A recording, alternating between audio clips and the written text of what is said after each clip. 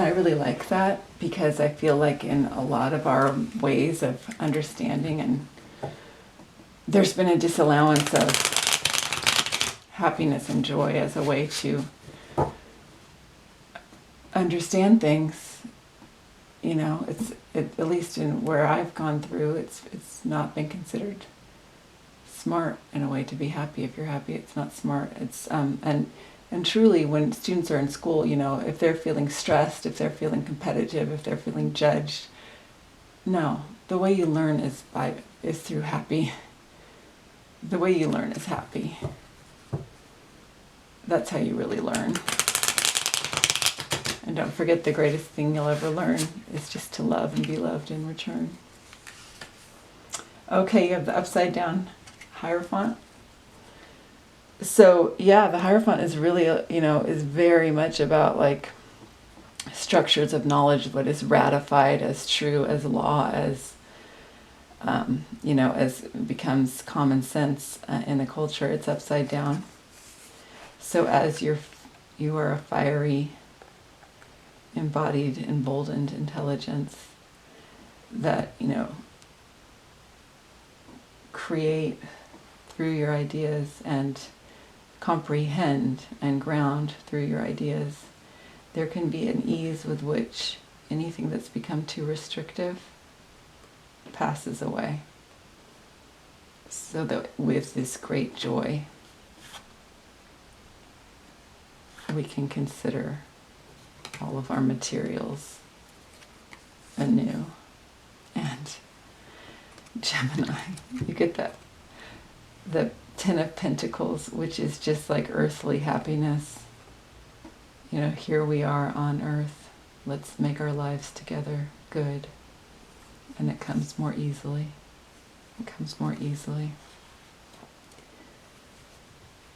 than we may have ever expected. Okay. And then I think what I'll do next is take down a place for Artemis, because as I read earlier, each of your signs can be corresponded with Artemis, and she's really, as I see Artemis, as a virgin goddess in the sense of belonging fully to herself, you know, and anyone to themselves, whether, you know, not related to whether you're sexually or how you're sexually experienced or not, but simply that you are self-possessed, which certainly does not preclude, you know, interacting with others sexually, but that you are self-possessed. And as we all come into our wholeness, as we all fall into the depth of our soul's true shape and dignity, it becomes that we don't have to have these uneven, unbalanced ways of relating to each other, whether in the most private, intimate relationships or within all of the structures of our world, you know, on all levels. If each is in his or her or their or its own true harmony and balance, then we all may be so. Justice comes as a whole. That's a quote from Jill Stein from the last election. A figure who was not taken seriously, as neither of the women running for president were taken seriously in certain ways that, you know, are inherited typical ways of not listening to or respecting or valuing women, especially for their intellect or their public works. Okay, that was my little sermon. If that made anyone go away from my channel, so be it. But would love to all. Artemis as this goddess of liminality, these places in between, these outskirts, these, you know, these hidden places. I've been talking about Lilith a lot in some of my more recent videos, but now I'm drawing on Artemis, and she's more, you know, she's somewhat like Mary in a certain way, and somewhat like Isis. in her solitariness, Mary, you think of Mary just going, being blessed by God in this way to create life. But that was a solitary journey out to, I think of her as out exploring. 6 of Wands. Okay. And then, of course, Isis freely moves about the world belonging to herself. Mary freely moves about the world belonging to herself. I don't think we really, what does it mean to be a virgin mother? You belong to yourself. Your child belongs to you. Not to get also controversial, but it's a powerful thing. A virgin mother, if we think about what that really means, it's a very powerful thing. Okay, I'm not going to try to go too deep into that right now, but, so Artemis, there's a success and a victory and a contemplation. I'm really taking the wands as contemplative. We can do all these acts contemplatively that we, including sex, including thinking, that have been seen as, or kind of, we've disregarded so many aspects of them, that when we bring everything into its fullness, its true dignity, it's just so much richer and more mysterious and also more obvious at the same time. Anyway, so a victory, from the outskirtings, and we anticipate, we move into new times, and we do that with great care and not by ignoring any aspect.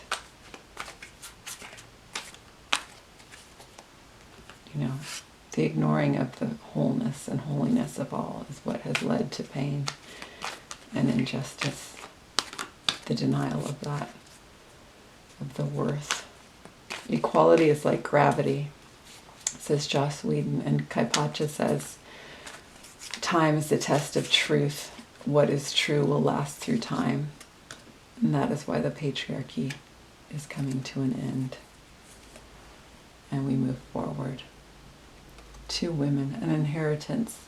I read this the other day for Leo as a moving away from any old ways of holding, your inheritance, and into this new time. Any old ways that maybe this is an ancestor or a forebear in the work that you do, and they had to experience it, or in the gender or the race or whatever that you are, what they had to do to make it through, and the pain they had to cope with to make it through, because they weren't allowed to, or they surely did fully exist still, but the structures of their society weighed extremely heavily on them.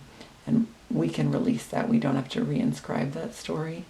It doesn't honor the ancestors to reinscribe that story. What honors the ancestors is to come fully into ourselves. That is what honors the ancestors and what honors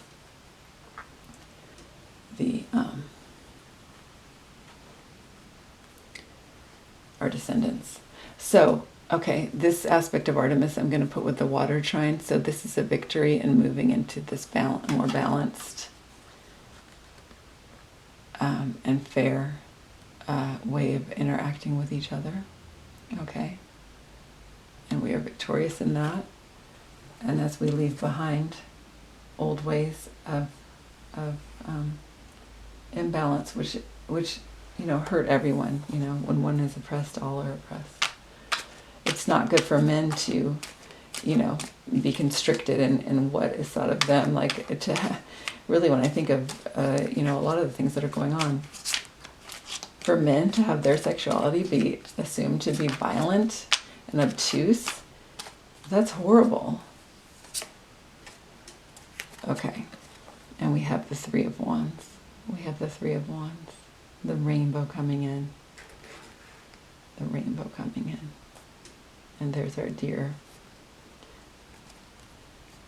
genderless, not genderless, but defining her gender in her very, or his, or its. Defining gender and self for oneself. Artemis. this energy of Artemis. Defining the archetypes one resides within or resonates with for oneself. Okay, and then alongside that, what you are offered, Gemini and then Sagittarius, at this new moon, but within your modality, this represents your mutable modality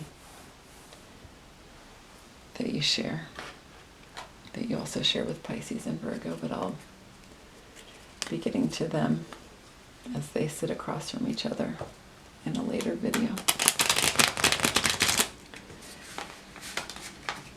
And I'm using the deck that weirds me out for the mutable. I didn't choose this deck, a friend sent it to me out of the blue. And I'm a fixed sign. So whatever that means, but the mutable energy that you have available, Gemini, is the necessity of these messages coming through. Look, it's a quiet, earthen kind of Mercury. Here he is like a mailman, but bringing the truth. But also this reminds me of the people outside of the church that on the Five of Pence I drew, but we were making things anew and we were delivering this news. And Sag, what is this? Ten of Lights. So it's this fiery intelligence that relates to the gods and archetypes and all this long spiraling human comprehension and movement of the stars, and then the grounding ability of it on Earth.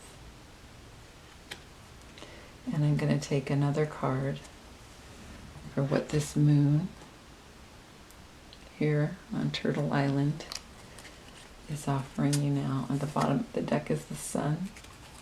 What this moon is offering to Sagittarius, to and through Sagittarius and Gemini. Queen of Wands. It's the ability to use all of our skills and inspirations to create the structures, and of our world, and to,